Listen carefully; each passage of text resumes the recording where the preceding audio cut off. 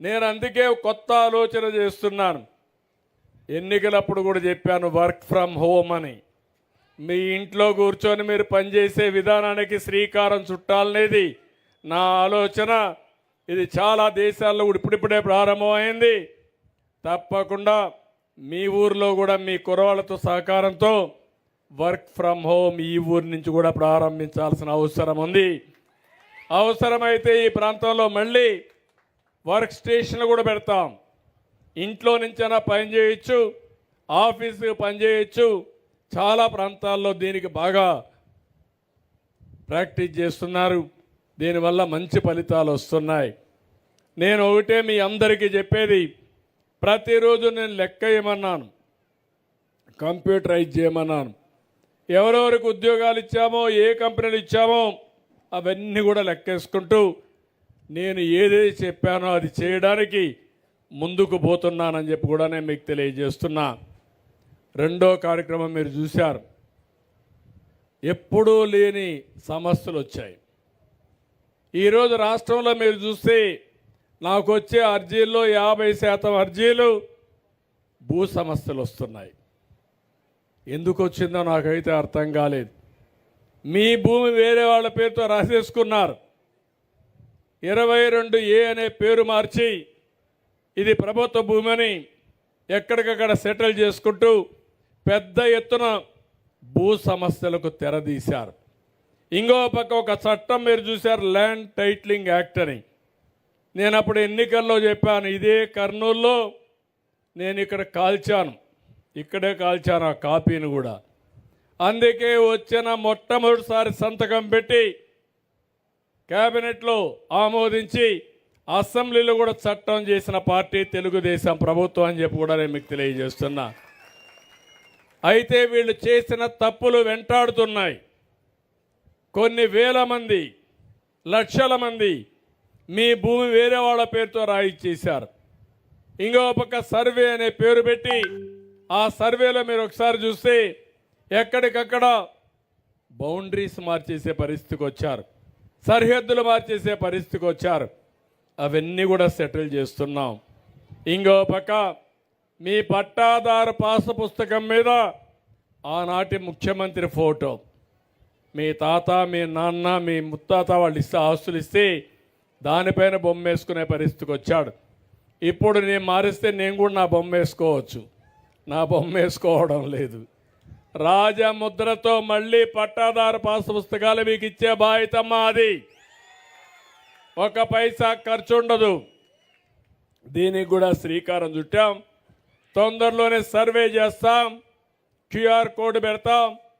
ఫోన్లో ఆ QR code చూపిస్తే మీ భూమి ఉందో ఎక్కడుందో అక్కడికి నేరుగా వెళ్ళిపోయేట్టుగా జీపీఎస్ కూడా పెట్టి, జీఏఎస్ పెట్టి మీకు పట్టాదారు పాస్ పుస్తకాలు ఇచ్చే బాధ్యత మాదని మీ అందరికీ హామీ ఇస్తున్నా. ఇప్పుడే చెప్పా, పింఛన్లు ఇచ్చాం. అన్నా క్యాంటీన్, దుర్మార్గుడు అన్నా క్యాంటీన్ కూడా క్యాన్సిల్ చేశాడు. ఇప్పటికే 175 పెట్టాం. 5 రూపాయలకే భోజనం, బ్రేక్ఫాస్ట్ 5 రూపాయలకే, మధ్యాహ్నం 5 రూపాయలే. 3 పూట్ల భోజనం చేసిన 15 రూపాయలతో భోజనం పెట్టే ప్రభుత్వం ఎక్కడన్నా దొరుకుతుందా? ఒక్కసారి ఆలోచించండి. పేదవాడికి అండగా ఉండాలి. అందుకే నాణ్యమైనటువంటి పౌష్టికాహారాన్ని మనం ఈరోజు అందజేసే పరిస్థితికి వచ్చాం. దీనివల్ల జీవన ప్రమాణాలు బాగా పెరుగుతాయని చెప్పి నేను మీకు తెలియజేస్తున్నా. ఈరోజు ఈ గ్రామానికి వచ్చాను. వచ్చినప్పుడు మా వాళ్ళని అడిగాను, చాలా ఎక్సర్సైజ్ చేశారు కానీ ఇంకా స్కిల్స్ గురించి సెన్సస్ చేయలేకపోయారు. ఈ ఊర్లో ఉండే వాళ్ళందరి నైపుణ్యం తీసుకొని అవసరమైతే మీ స్కిల్ డెవలప్మెంట్ చేసి నైపుణ్యాన్ని పెంచి మీకు ఉపాధి అవకాశాలు కల్పించడానికి శ్రీకారం చుడతాం. డిసెంబర్ లోపల స్కిల్ సెన్సస్ కూడా చేసి తద్వారా మీ ఆదాయాన్ని, ఉపాధిని పెంచే అవకాశాలు మెరుగుపరుస్తామని చెప్పి కూడా నేను మీకు తెలియజేస్తున్నా. ఇప్పుడే మీరు చూశారు, ఇసుక నేను ఉచితంగా ఇస్తానని చాలా స్పష్టంగా చెప్పాను. ఇప్పుడు కూడా చెప్తున్నా, మీ ఊరికి దగ్గరే ఎక్కడ నది ఉన్నా లేకుండా వాగున్నా నేరుగా పోయి ఇసుక తెచ్చుకోండి. ఎవ్వరు అడిగేదానికి వీలు లేదు. కలెక్టర్ ముందరనే చెప్తున్నా, మీకు మీ అవసరమైతే మీరు తెచ్చుకోండి.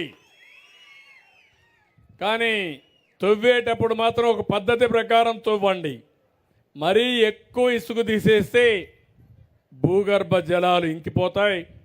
ఆ ప్రాంతంలో ఎట్లా మీ దగ్గర నీళ్లు కూడా సరిగా లేవు, అన్ని ఉప్పు నీళ్లే. దాన్ని కూడా ఆలోచిస్తున్నా, సీరియస్గా ఆలోచిస్తున్నా. ఈ గ్రామం నాకు ఒక సవాలుగా తీసుకుంటా. కలెక్టర్ కూడా చెప్తున్నా, అవసరమైతే అంద్రి నీవా నుంచి నేరుగా నీళ్లు తీసుకొని మైక్రో ఇరిగేషన్ పెట్టి ఏదైతే బిందు సేద్యం ద్వారా మీ పొలాలకు నీళ్ళు ఇచ్చే బాధ్యత తీసుకుంటా ఒక ప్రాజెక్టు తయారు చేస్తాం. తద్వారా ఈ ఊరిలో మంచి ఉపాధి కల్పించడానికి ముందుకు పోతాం. ఉచిత ఇసుక వర్షాకాలం వచ్చింది, ఎక్కడా దొరకని పరిస్థితి క్రియేట్ చేశారు. అధికార యంత్రాంగానికి స్పష్టంగా చెప్పాను, 15 లోపల ఫైనలైజ్ చేయాలి. ఎక్కడ కూడా ఎలాంటి ఇబ్బందులు లేకుండా మీరు ఉచితంగా ఇసుక తీసుకుపోయే విధానానికి శ్రీకారం చుట్టామని చెప్పి కూడా నేను మీకు తెలియజేస్తున్నా. ఇది కూడా ఇంకొక 10 రోజుల్లో దీన్ని కూడా స్టెబిలైజ్ చేస్తాం. అక్కడి నుంచి ఎవ్వరికి ఇబ్బంది లేకుండా ఇసుక ఇచ్చే పరిస్థితి వస్తుంది.